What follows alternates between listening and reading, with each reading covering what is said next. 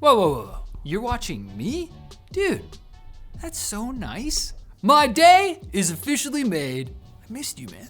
Steam will now let you choose to hide games that you own, such as adult-oriented ones, from other people. This is a huge deal. I mean, not for me, for friends of mine. This is all thanks to the new Steam client beta that also adds some nice quality of life changes to the shopping cart, allowing items in your shopping cart to sync across devices you're logged into. More importantly, for people I know, users will be able to mark games as private before they even purchase them. According to the beta notes, marking a game as private will hide your ownership, in-game status, playtime, and activity in that game from being seen by anyone other than you. In an FAQ, Steam describes marking a game as private as the opposite of the previously existing hidden games feature, which simply hides it from your library while everyone else can still see you own it. And if you thought hiding a game did something else, you may need to flee the country and start a new life. According to the friends I mentioned earlier, it is weird that Steam didn't have this functionality sooner. Since Steam started allowing basically anything 5 years ago, the number of games marked with the NSFW tag has massively increased. I didn't know that, and frankly, you can't prove that I did anymore. Thank you, Steam. Bobby Kotick is departing Activision before the end of the month. Microsoft has announced more leadership changes in the wake of its unholy fusion with Activision Blizzard. Head of Xbox Game Studios, and colloquial term for rug-burned butt cheeks, Matt Booty. I gotta stop scooting everywhere. Announced Jill Braff will be taking over as studio head for Bethesda. Don't worry, Todd Howard wasn't fired. The memes can continue. One change Microsoft didn't get to announce was the ousting of Bobby Kotick as CEO of Activision Blizzard. The Goblin King kindly decided to do it himself in an email that is now available on the company's newsroom site, stating he is leaving on the 29th after 32 years of consistently making the wrong decisions. I don't think that's a quote, but we're paraphrasing. For example, after Activision Blizzard received massive allegations of workplace harassment, he wrote an email so tone-deaf that it led to an employee walkout. While Kotick may not be missed by his former employees, we here at GameLinked will miss Lulu Meserve, who will step down as Activision's chief communications officer at the end of January. Meserve's many communications on Twitter, such as her rant claiming the Last of Us TV series success meant the Microsoft merger should be allowed to proceed, are some of the greatest things we've ever gotten to talk about on this show. We miss you, Lulu. Mwah. Bethesda has announced they will be adding survival mechanics to Starfield, the game that some people are still playing. I mean, there's a bunch of people, but like.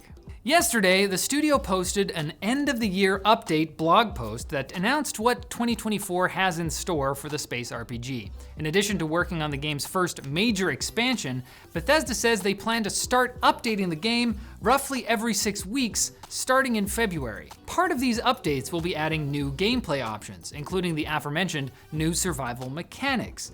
This announcement really stuck out to us for a few reasons. Todd Howard has stated that ships were originally supposed to run out of fuel, forcing players to mine for more. Howard also stated that the game's environmental damage system used to actually matter before they nerfed the hell out of it.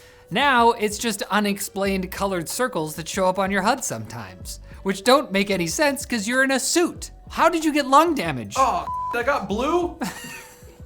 For this year's spacesuits, I'm thinking mesh. Bikinis?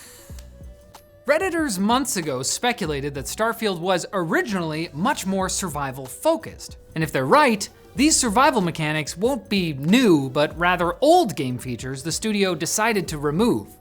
I guess Bethesda really does enjoy recycling their game design. They care about the environment. Now it's time for the Fast Chunks, brought to you by ADATA.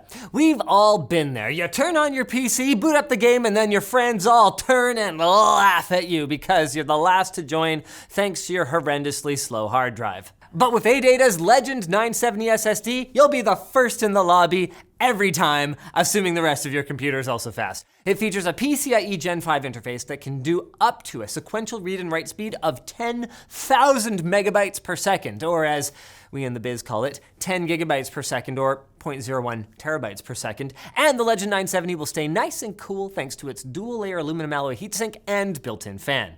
So level up your gaming experience today with ADATA. You can learn more about the Legend 970 at the link down below. Oh my God! There's quick bits everywhere! Who did this? Oh, I always have to clean up the frickin', oh jeez Louise. Overwatch 2 players are upset that buying the premium winter event pass doesn't give you all the items. And the game's executive producer doesn't understand how that would upset them. What is going on? And the dog doesn't understand why everyone's yelling. During the event, players can earn tickets that can be exchanged for prizes, but you can never earn enough to unlock everything. The only way to get enough tickets to do that is to spend an extra $30. Perhaps even worse, the new Christmas-themed Mercy skin doesn't come out until Boxing Day. What? Am I supposed to ignore my family and play Overwatch 2 the day after Christmas? That's not festive at all. Bethesda has confirmed that Fallout 76 has been played by over 17 million people in the 5 years following its absolute fustercluck of a launch back in 2018. But Bethesda has been working hard to turn things around, and Fallout 76 now boasts a mostly positive user review score on Steam, and went the opposite way as Starfield.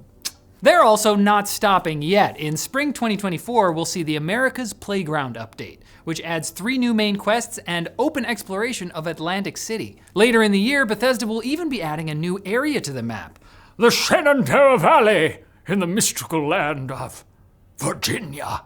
Regular Virginia. This is a good place.